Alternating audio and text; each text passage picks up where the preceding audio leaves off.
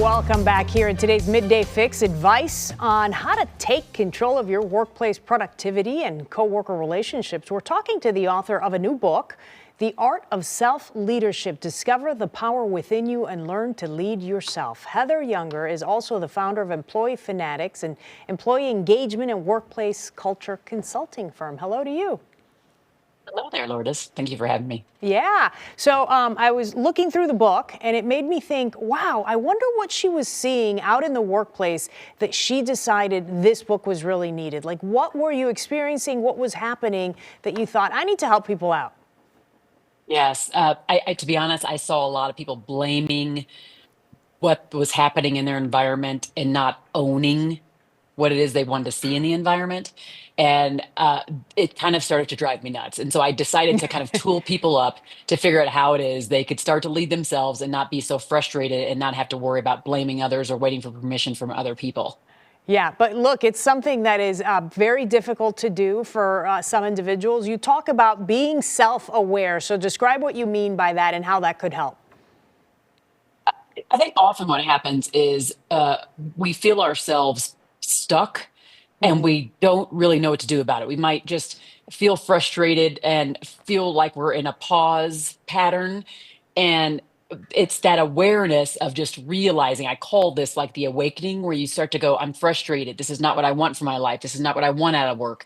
And I want to be someone who I want to feel like I have more control of that destiny. And so it's that whole awakening that starts the process of awareness. Okay, so say you're one of these people that realizes, okay, I'm either coasting or I'm stuck at work. I want to do something about it. What would be sort of the first 3 steps that they should take? What are some things that they should do?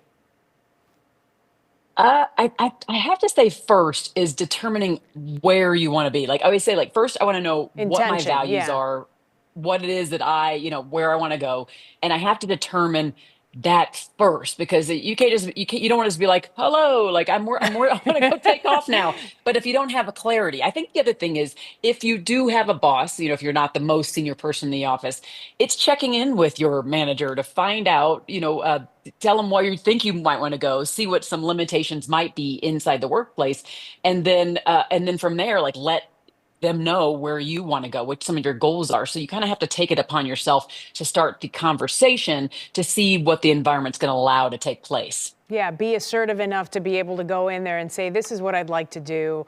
This is what I envision for myself, right? Yes.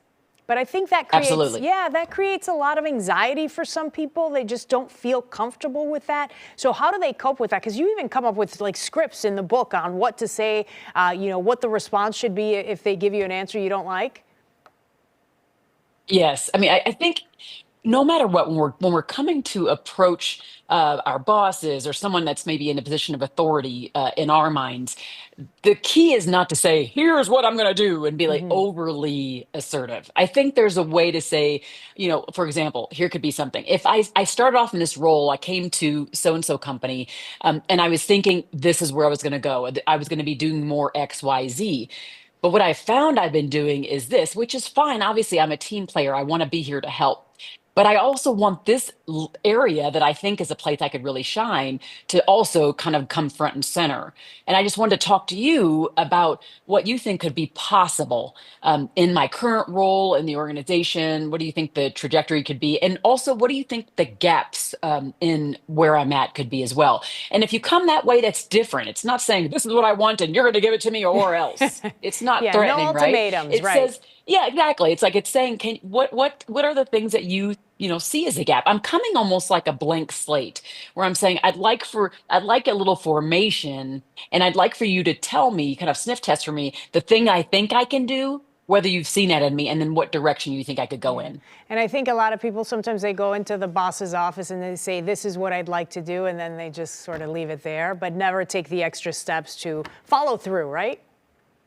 Totally. Asking for the feedback. I mean, we're not, the thing is, if you Yeah. go into it like I'm expert and I know all, the people automatically become defensive. Yeah. If we're in a place of self leadership, it says, I'm willing to be formed within guardrails. I'm willing to be shaped or feedback, give me the feedback or the vision to know where it's possible, because they're going to know more than will anyway, because when you're higher up, you have kind of a bigger, broader view of what's happening. Interesting. Okay, the book is called The Art of Self-Leadership. For more information on that, you can check out social media or heatheryounger.com. Nice to talk to you. Thank you.